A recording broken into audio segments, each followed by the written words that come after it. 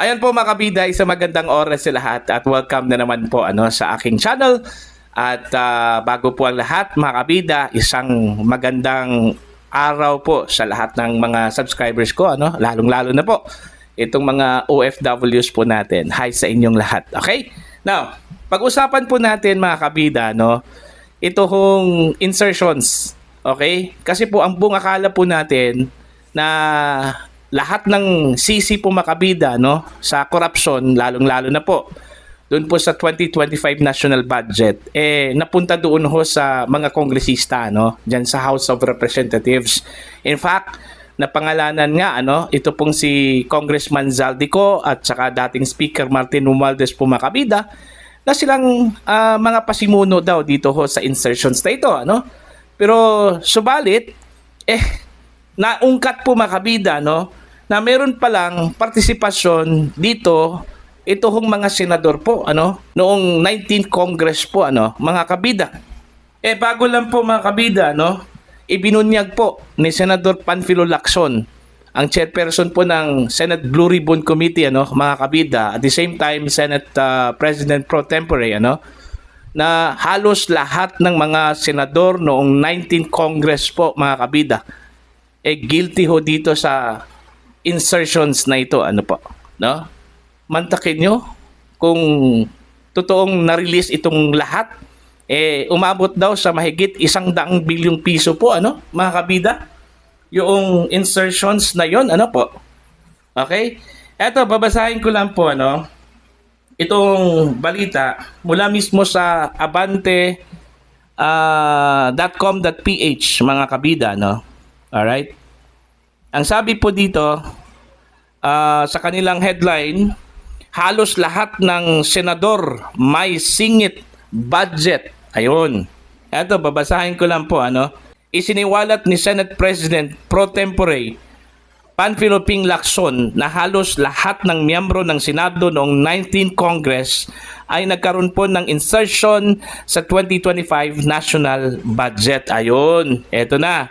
Nakakita ako ng dokumento kung magkano yung insertion at list. Initially, nakita ko sa Senate pagkalaki-laki.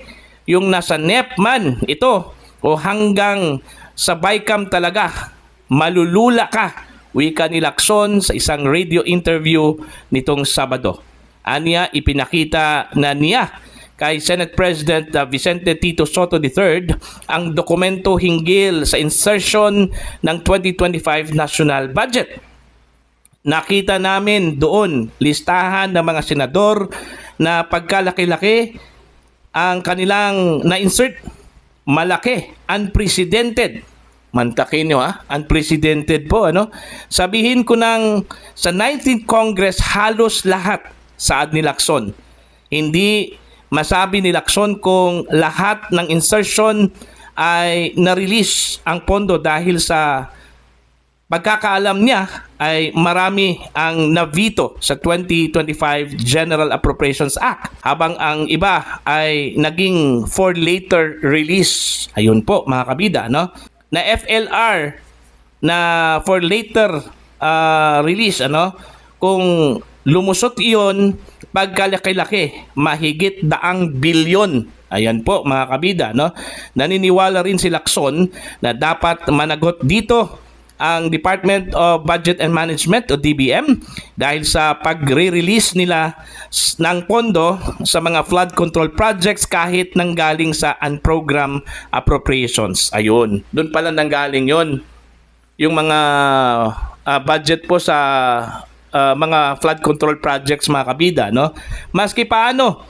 mayroong negligence ang DBM kasi yung unprogrammed appropriations papaano ito nahugot at napunta sa infrastructure project na lalo pa nga at nasa level ng authority ng district engineering offices.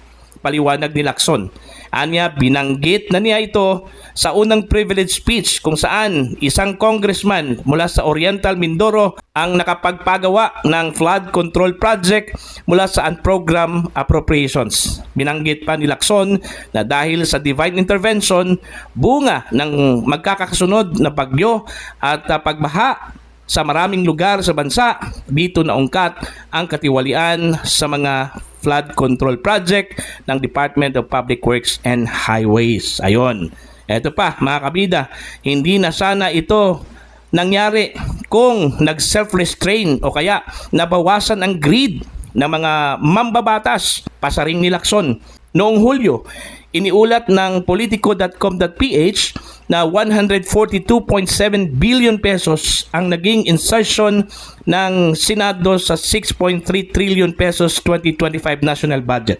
Kabilang sa may pinakamataas na insertions ay ang Bulacan home province ni Senator Joel Villanueva na may 12.8 billion pesos at 9.1 billion pesos sa Sorsogon na siyang lalawigan ni Senator Francis Escudero. Pinasukan din ng 8.37 billion pesos ang Mindoro, 7.32 billion pesos sa Batangas, 7.2 billion pesos sa Davao, 6.5 billion pesos sa Misamis Occidental, 5.9 billion pesos sa Quezon, 5.6 billion pesos sa Cavite, 4.251 billion pesos sa Valenzuela City at 4 billion pesos sa Cebu. Ayun, ang laki-laki po pala mga kabida, no?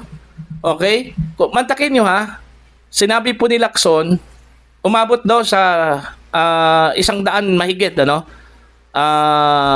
Billion pesos po mga kabida ang nakita ho niya na in-insert daw mga kabida ng mga senador. Okay? Pero hindi po niya alam kung ito ba lahat ay na-release po, ano? Meron daw iba doon is for later release. Okay? Pero ang sa isip po natin at sinisisi po natin mga kabida, ito lang mga kongresista. Okay? Na sila daw yung may pakala doon ho sa insertion sa 2025 national budget, ano? At ang kanilang arkitekto daw dito mga kabida, ito hong si Congressman Zaldico at dating House Speaker Martin Romualdez. Okay? Yun pala. Meron palang partisipasyon ho dito, ano? Halos lahat ng mga senador doon po sa 19 Congress po mga kabida, no po. Wala pa po dito si Lacson Wala pa po dito si Soto, mga kabida, no? Spare dito, ito po mga bagong senador. Okay? May mga senador nung 19 Congress mga kabida na hindi na po senador ngayon. Alright? Pero, most likely, baka kabilang po doon ho sa mga senador na nag-insert po ng budget, ano po. Okay? Now, walang mapipili po sa kanila pala dito. Mga kabida, walang holy cow. Ano? Kasi sila po lahat halos. Paano na to? Yun yung masakla po, ano, mga kabida. Kasi po, wala na pong pwedeng pagkatiwalaan po sa mga mambabatas po natin. Ano po? Mantakin nyo ha, ang program appropriations. Supposedly, yung budget para ho sa flood control projects ay hindi dapat kunin po doon, mga kabida. Pero ano nangyari? Doon pala kinuha. Alright? Kaya nga, nagtataka ka lang, bakit nagkaroon po ng malaking budget ito pong Department of Public Works and Highways? Halos magkatumbas ho sa budget po ng Department of Education. Di ba kung naalala po ninyo, ano? Kung hindi lang po na-booking yung budget po ng DPWH, mas mataas pa po, no, sa DepEd. Mga kabida. Kaso lang po, dami hong tumiligsa po dito, ano? Dami hong nag-criticize po dito, bakit mas malaki pa po ang infrastructure kaysa dito ho sa edukasyon. Kaya ginawa, mga kabida, no? Ginawan po ng paraan para lumiit daw yung budget ng DPWH. Kaya ang ginawa po, pati yung budget po ng Philippine Military Academy, Philippine National Police Academy, National Defense College, mga kabida, incorporate po doon po sa Department of Education, which is not supposed to be the case. Kasi separate yun sila Saan ka makakita po, ano, sa mga previous budgeting po mga kabida, sinam up yung budget po ng DepEd doon po sa PMA, PNPA, National Defense College, ano? Ibang institusyon yon. Pero ang ginawa po mga kabida, sinam up po, kaya yun, umabot po ng mahigit 1 trilyong piso po, ano, ang budget po ng Department of Education. 'Diba? Para lang po magmukha po mga kabida na mas malaki po ang edukasyon kaysa dito ho sa Department of Public Works and Highways. Yun. So ito ha, part lang po ito ha, 100 plus billion pesos yung sinabi po ni Lacson na nakita po niyang insertions mga kabida ng mga senador. So meaning, this is a piece of a cake lang po mga kabida. Kasi kung tutuusin po natin, doon po sa mga na-discovering insertions po, nasa 400 plus billion pesos po yun. Okay? Ang vinito lang po ng Pangulo nasa 79, I think, 79 billion pesos. So meron pa pong natirang 300 something billion pesos po, mga kabida. O ngayon, dito ho sa natirang billions of pesos po, kanino po nanggaling to? Kanino nanggaling? Kanino o sino yung nag-insert po dito? Alright? So wala talagang mapili po sa kanila mga kabida. Kaya nga, ang dami hong nag-react po dito, sa sinabi po ni Lacson. May mga nag-react po doon. Wala na talagang mapagkatiwalaan po, na mga mambabatas po. Lahat po sila ay may mga bahid po, mga kabida. Para bang sinasabi po natin na lahat po sila mga corrupt, po. Okay? Mga kabida. See? So, yung 19th Congress, mga kabida, sila yung most guilty. Pare lang po dun ho sa mga walang kinalaman po, Kasi hindi naman po lahat daw siguro, Kasi ang sabi po ni Lacson, mostly sa mga senador nagkaroon po ng insertions, meaning meron pong hindi po kasali doon. At yung mga hindi ho kasali doon, palakbakan po natin yun, mga kabida. Kasi hindi po sila nagpatemp. Yung sinabi ni Lacson, hindi sana mangyayari itong mga pagbaha, mga kabida. Okay?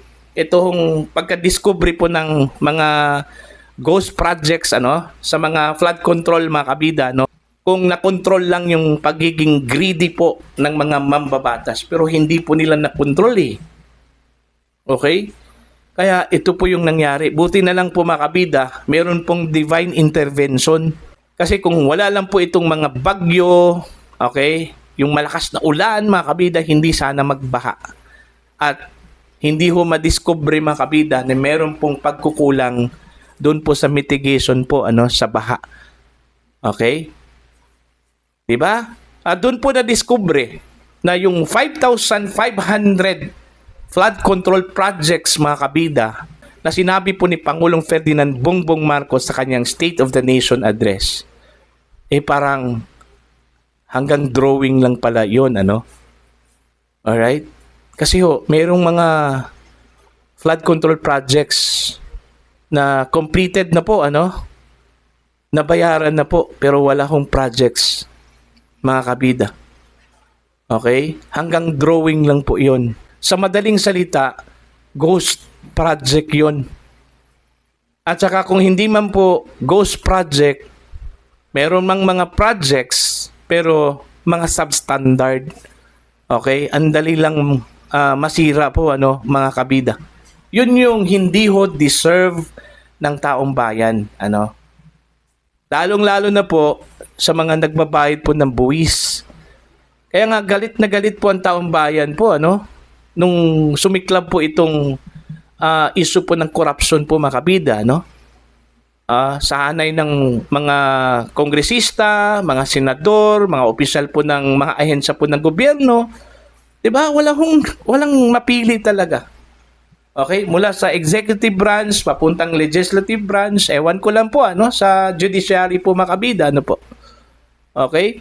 Pero so far, ang kalat na kalat po dito na involved, ito pong executive at saka legislative branch o branches po mga kabida.